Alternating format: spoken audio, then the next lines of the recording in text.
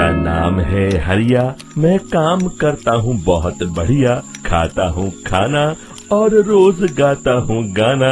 अरे यार, आज तो बहुत देर हो गई। इस खतरनाक जंगल को देखकर तो मेरे हाथ पैर ठंडे हो गए हैं। अगर मैं वक्त पर गांव नहीं पहुंचा तो मालिक बहुत नाराज हो जाएंगे।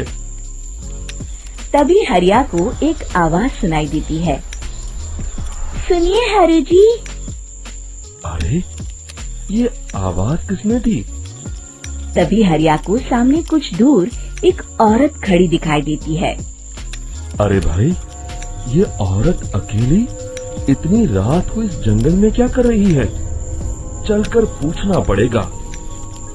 फिर हरिया अपनी बैलगाड़ी उस औरत के सामने लाकर रोक देता है और उससे पूछता है। अरे सुनिए, आप इतनी रात को इस खतरनाक जंगल में अकेली क्या कर रही हैं? तभी वो औरत मीठी आवाज में कहती है। अरे हरु जी, आप आ गए। मैं कब से आपका इंतजार कर रही थी।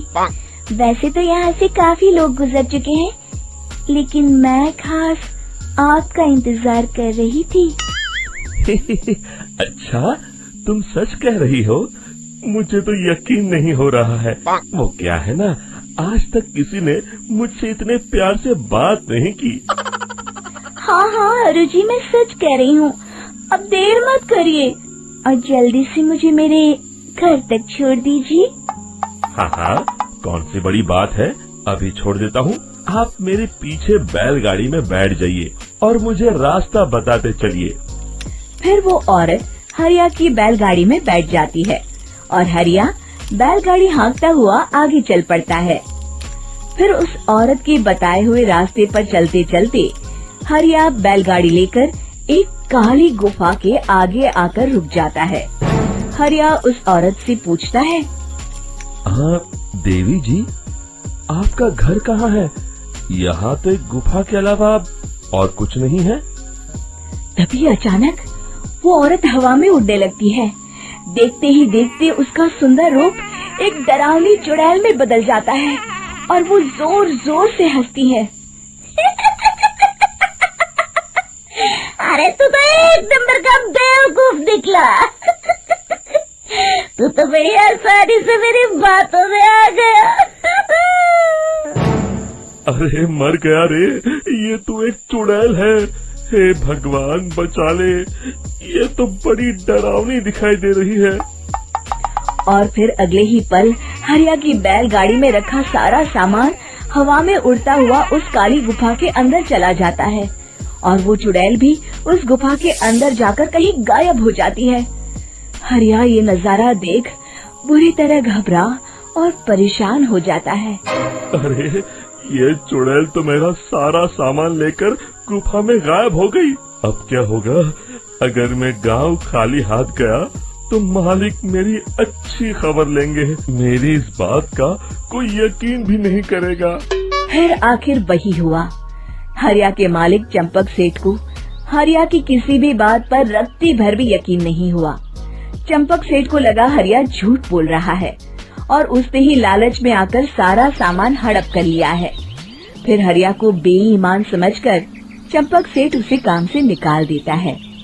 अगले दिन अपनी दुकान में परेशान बैठा चंपक सेठ गुस्से में बड़बड़ाता है। अरे, दुकान में तो सामान बिल्कुल भी नहीं है।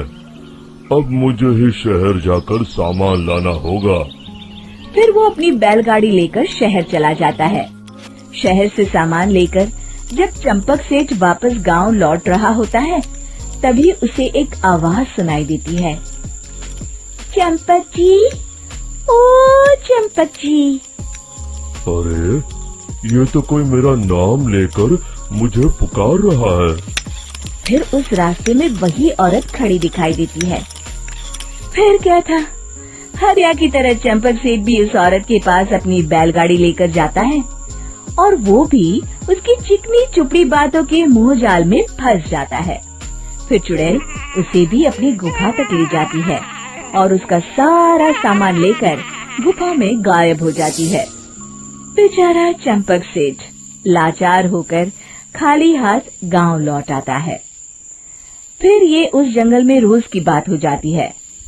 जो कोई भी शहर से कुछ लेकर गांव की तरफ लौटता, वो चुड़ैल उसे बेवकूफ बनाकर उसका सारा सामान लेकर गुफा में गायब हो जाती। एक दिन हरिया एक लकड़हारे को उसी जंगल की तरफ जाते हुए देखता है।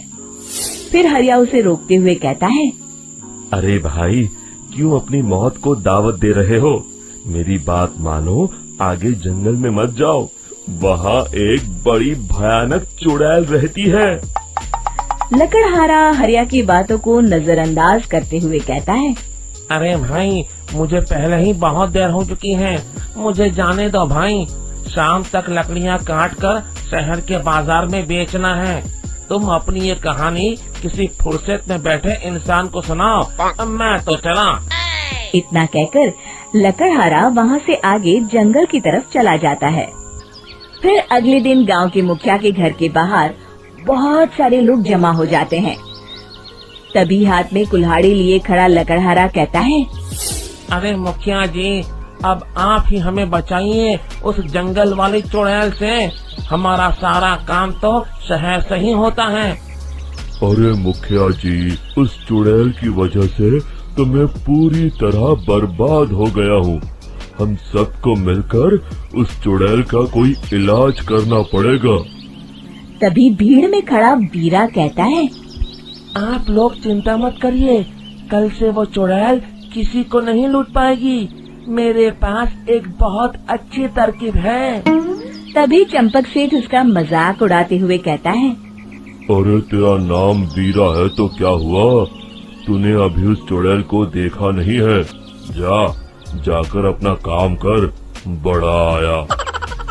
तब मुखिया जी कहते हैं, नहीं नहीं चंपक सेठ, मुझे लगता है हमें इस लड़के को एक मौका देना चाहिए।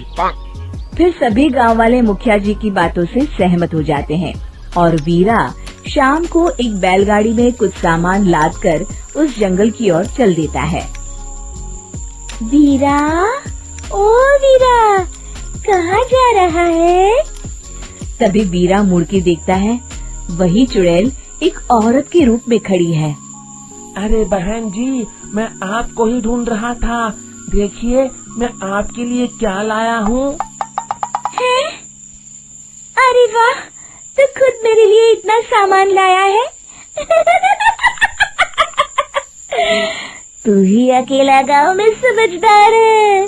जरा देखो, मैं भी खोल के, बड़े भूख लगी है। जैसे ही चुड़ैल उस सामान पर से कपड़ा हटाती है, एक भगवान शिव की तेज रोशनी उसके अंदर मूर्ति से निकलती है और चुड़ैल अपने असली रूप में आकर जलने लगती है। अरे मैं जल रही हूँ, बचाओ! बचाओ! ओम नमः शिवाय!